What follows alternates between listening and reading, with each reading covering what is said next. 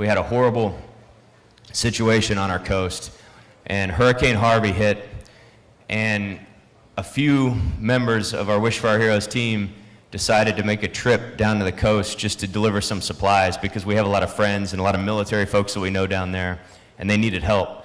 And so we made a day trip down there, and what we saw was, it's just hard to believe that that was 2 hours from here. People were without homes. They had their homes washed away. They had nothing to eat. There was nobody there. There was no FEMA. There was no Red Cross. There was no government organizations there at that time.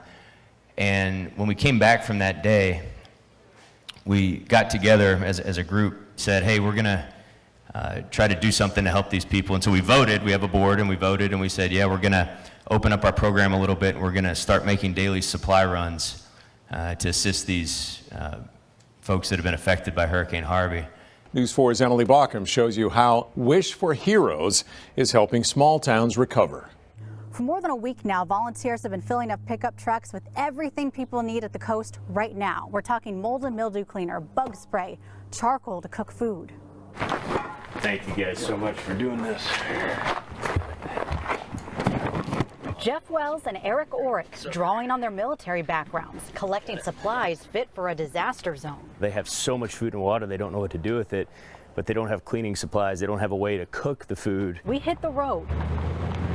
And so we started using our funds to purchase these supplies, and it was a little bit frustrating, to be honest with you, because we look on TV and there's people raising $30 or $40 million, and they're buying, like, you know, warehouses full of water, and we're going down there and we're talking to the people, and they don't need water at that particular time. They have all the water they can need. They need other supplies.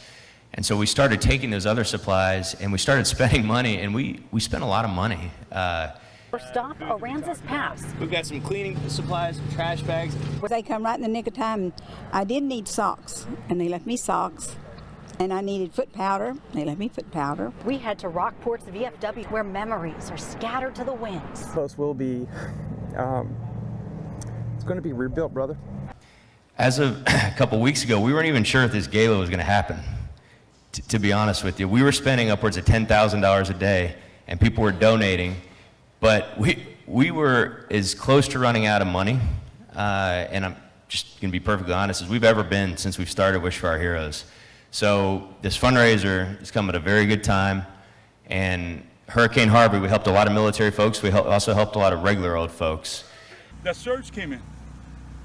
Water was coming in like, well, the doors were closed, but they have a glass, and you could see the water already going up, and the water was coming in through the cracks of the door. Yeah.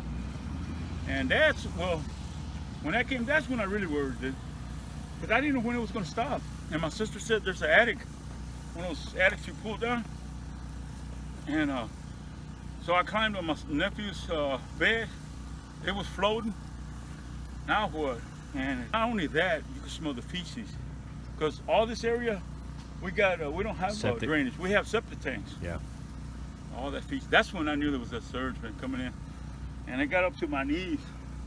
And I prayed. I did. I prayed to God. I prayed to Jesus Christ, and I said, please let it stop.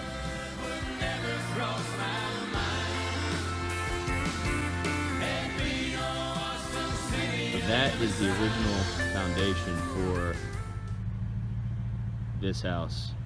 So this storm picked up the house from here, lifted it up, brought it all the way over to the street along with the guy's truck, and dropped it right by the street. When we made runs down to the coast, we realized that the folks that were running these supply points and these distribution points, these weren't government people or FEMA or Red Cross. They were just normal people. And then we met Arnold and Belinda one day, and they had gone to Salt Lake Baptist Church, which is kind of out in the middle of nowhere, and it's one of the most damaged areas of Rockport. And they had gone there, and they literally set up a supply distribution point that single-handedly kept this entire part of Rockport alive.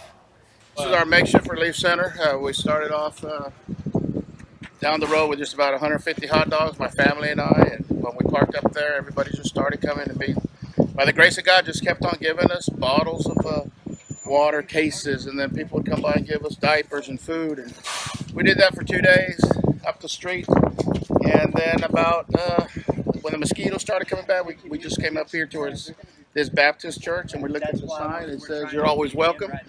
So we took that as a sign for God to be here.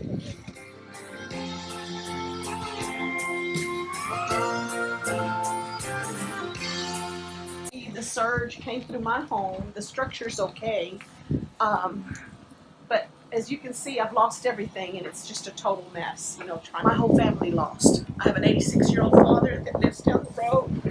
His home is lost.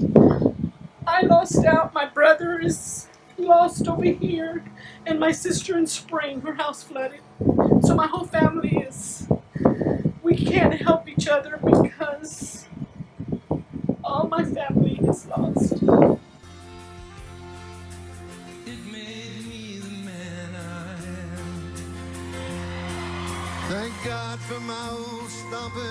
Jim's an incredible man. He has an incredible company, and he actually has a plane.